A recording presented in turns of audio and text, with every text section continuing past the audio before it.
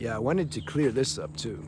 This overly dogmatic, excessive uh, semen retention idea, concept. Like, oh, I can never lose a drop, ever. Like, don't you see by now that's impossible? It's impossible.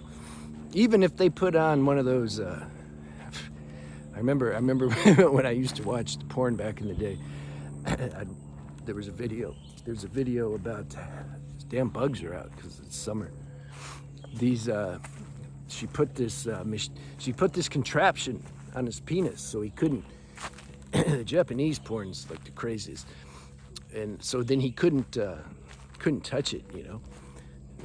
Leave him like that for years. Okay. The reason I'm saying that is, let's say you did that to yourself, or you forced yourself, like, I'm not gonna touch myself. I'm not gonna masturbate. You're still gonna lose semen, wet dreams. It'll come out in your urine, come out in your feces.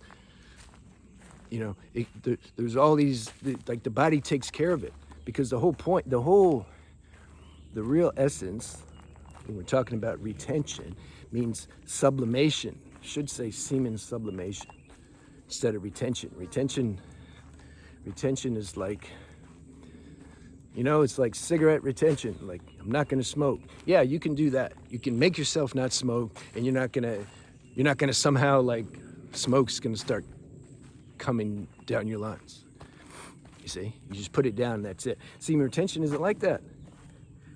It's your own fluids. It's your own, energy. It's already inside you. So it has to get sublimated. First of all, you have to get to where you're not. I made a video about this already. When you make ojas, the body makes ojas, then depending on our thoughts, on our mind, on our tendencies, on our habits, some of that ojas can get transferred into semen. Then once your semen tank gets filled up, once your testes are sufficient, if the semen keeps accumulating, it's going to flow out. The body's going to take care of it. Well, it's going to keep accumulating until it sublimates. It's not going to sublimate until these deep, lustful, core level tendencies, sexual tendencies, which are super strong, have you noticed? Until that gets, like, nullified, until, like, you're just not interested anymore. Okay? Do you see how this is an evolutionary journey? You think you're just going to will yourself to do that? It's impossible. All right. So, a couple points here. If you're having wet dreams, or if semen's leaking out, who cares? Stop worrying about it. That's all I can say about that. I'm not going to give special techniques and how do you make it? It's all bullshit, really. Like, you can't. There's no technique. No technique that's going to help you not have wet dreams. I mean, it might help, assist, but really, it comes down to evolution. And that happens in its own individual time. Okay. There's no herb you're going to take. There's no special technique that's just all of a sudden going to make everything okay. This is the problem with Western society nowadays. We think that we can buy anything and everything. Let me just buy my way out of evolution. It don't work. So first thing is stop worrying about that so much. The other thing is, I noticed I didn't even think of this, because I didn't think people thought that I was thinking this, which is, they would say, like, hey, I have a family, or I have a girlfriend, or I still want to have sex. Like, that they're thinking semen retention means, like, you should never, like, release ever again. No, you have to find your schedule. You find your schedule. If you feel good, nobody can tell you your schedule either. You have to find it. How do you find it? By trial and error, experimentation. And your schedule will change. It'll change as the time and days go by and your evolution increases. It's going to change. But you find where you're comfortable at. Releasing once a month, releasing once a week, only releasing during sex. You have to find that. So semen retention, really, it means you're not excessively, like, losing your energy. There's some consciousness now that your life force is precious, so you don't want to like lose it. That's it. That's what it means. You become conscious enough now to know it's no different than, have you realized by eating junk foods like that takes your energy?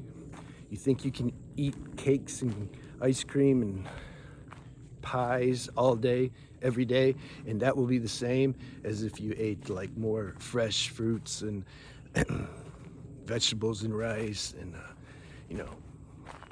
non-processed food. It's a big difference, right? Well, same thing. You realize, I mean, you can apply that across the board. Toxic people takes more of your energy than non-toxic people. You see how all this is common sense? You just use a little common sense. Stop reading and just use some common sense, and there you go. You'll know all the answers. So same thing with semen retention. You realize, like, damn, when I'm doing PMO every day, some intuition tells you, like, I don't think this is good. Now then the mind may say, here, go read some medical literature that tells you it's good, because it wants to find an excuse to keep you going down this debaucherous path, because that's part of the game. We have the negative aspect of ourselves, then you have the higher aspect, and the two kind of go to war. The higher aspect really isn't fighting, it's just chilling. It's waiting for you to realize it.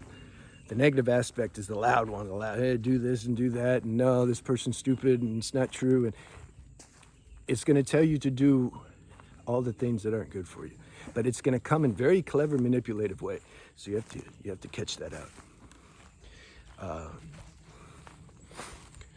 So did I say everything that I wanted to say? So you realize something, some awareness, higher awareness gets activated in you, and you start checking yourself when it comes to losing energy, losing your semen.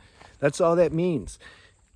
Your schedule is going to be different than probably somebody else, and vice versa.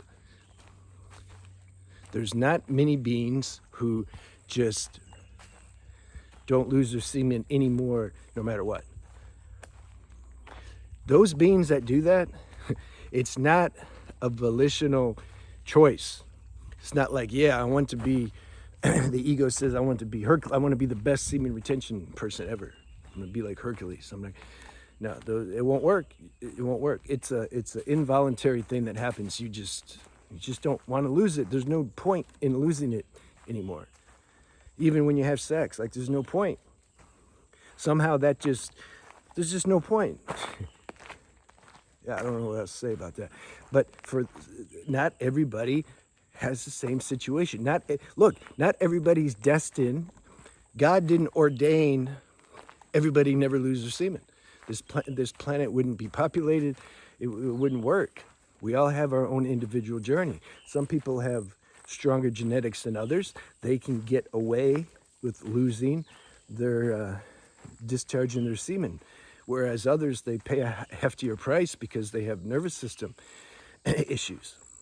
Also, it can be enjoy. The girl and the guy both orgasm at the same time. Well, okay, yeah, it can, it can be something nice about that. So you have to live your own life and see what you like to do, and let your destiny be revealed to you.